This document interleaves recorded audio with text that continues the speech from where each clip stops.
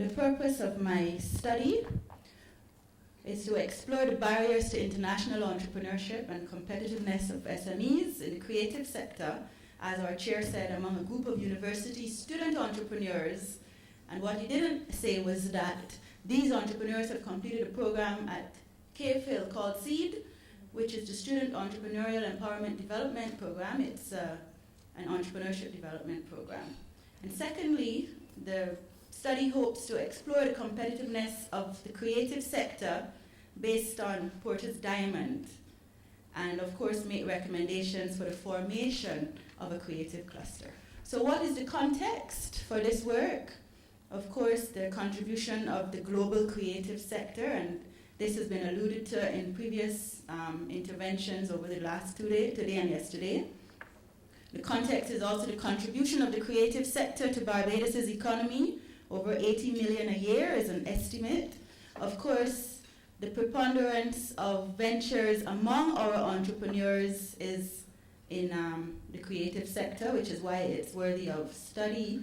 So it follows that there are opportunities among our student entrepreneurs, opportunities to build up the sector, to enhance its competitiveness, and of course make recommendations for enhancing policy and curriculum, because we're talking about the university. So literature has outlined a number of barriers in respect of international entrepreneurship, and these barriers, this literature includes literature from outside, from the region, but it also includes a consulting report, that a study that was done on entrepreneurs in Barbados. So there's lack of information about international markets, lack of market intelligence, challenges or various issues in the international environment, lack of information about assistance that is actually available, as well as lack of finance. Their need for partners in terms of technology, lack of other resources, unfavorable support in the local environment, the local business environment, challenges financing exports, as well as difficulties receiving payments, which would affect cash flow. So I looked at secondary data, but most importantly, I did a survey-informed interview of the student entrepreneurs, and I coordinate the SEED program at KFIL, so they couldn't really refuse, so they cooperated. So they didn't refuse, I didn't say couldn't. So these are the two questions that I sought to answer. What are the perceptions of the barriers to international entrepreneurship? And how does Porter's Diamond explain the level of competitiveness? It's exploratory because, of course, these are startups. So now this is going to be based on interviews with 20 students, and this is how their businesses were constructed. So film, music, fashion, IT, performing arts, heritage, visual art, creative services. And the numbers next reflect the number of ventures. What were the major barriers? These actually mirrored what we found in the literature. Lack of access to information. And this is specifically about the support that is available for export. Lack of market information about the targeted markets, lack of finance, which is across the board, insufficient equipment and technology in respect, for example, of the fashion companies and the visual art.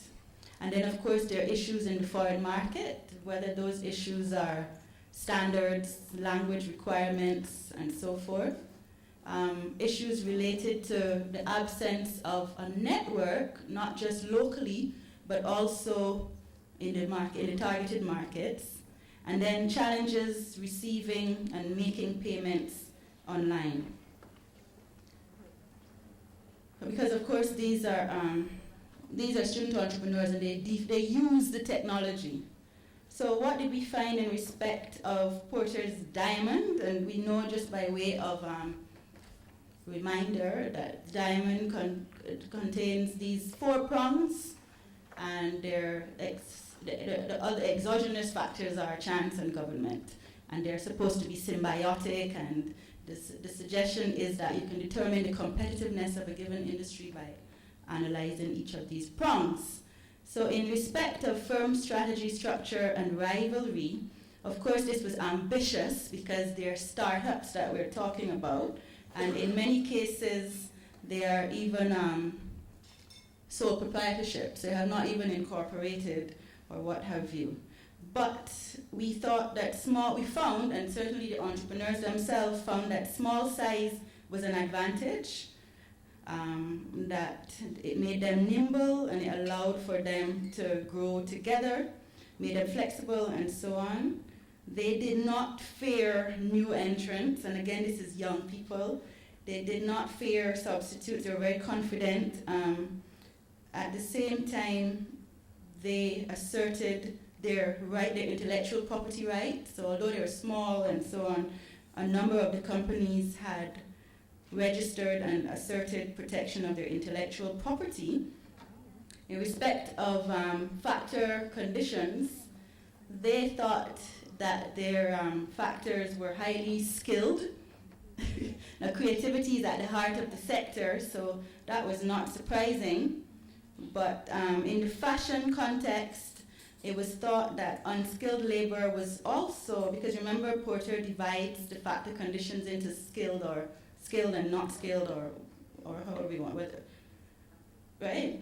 And in the fashion sector, it was thought that unskilled labor was of acceptable quality, but it was too expensive in Barbados. Now what was interesting is that regarding factor conditions, these entrepreneurs thought that the CARICOM single market and economy was very important and played a very, very important role in terms of access to skills that were lacking. The capital, which is an important factor, was lacking and unaffordable, and infrastructure was thought to be reasonable except in the visual art domain and technology. Now regarding demand conditions, the entrepreneurs surprisingly did not think their market was too small, when all of us would think that the Barbadian market is tiny, but this was because they factored in the tourist industry, which expands it, and they also factored in the role of the single market. And this is pleasing to me because there are entrepreneurs based at the UB, which is a regional organization. In terms of related and supporting industries, there were a number identified. Electricity and financial institutions were the two supporting industries that were deemed to be constraints to competitiveness, and transportation, sorry. On the other hand, and financial institutions, I think I might have said that. On the other hand, the entrepreneurs thought that they had strong opportunities for competitiveness in tourism, professional services, packaging in respect of fashion and visual art, and in agriculture in terms of the Sea Island cotton opportunities in fashion. Now, in terms of chance, they're located in Barbados, so they recognized and thought that they always have to prepare for a hurricane or some other shock. And in terms of government, they thought that government was not necessarily doing as much as as should be done, but they also they expanded government's role to the university's role in terms of supporting international entrepreneurship. And in that respect, we accept, because that's what we're trying to do. So in terms of the prospects for a cluster, creation of a cluster, we recognize that the size, again, is an advantage, the close proximity, the fact that this cluster would be located in a regional institution, the fact that we are going to push the promises of the single market, as well as the fact that we are thinking, or we are conceptualizing an incubator, so it is very possible for us to focus on this as one of the competitive areas.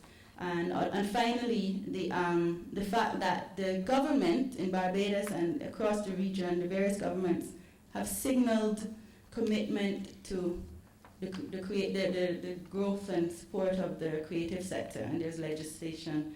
So thank you very much, ladies and gentlemen. I have the distinct pleasure of being the last presenter for 2 days, which was a great 2 days.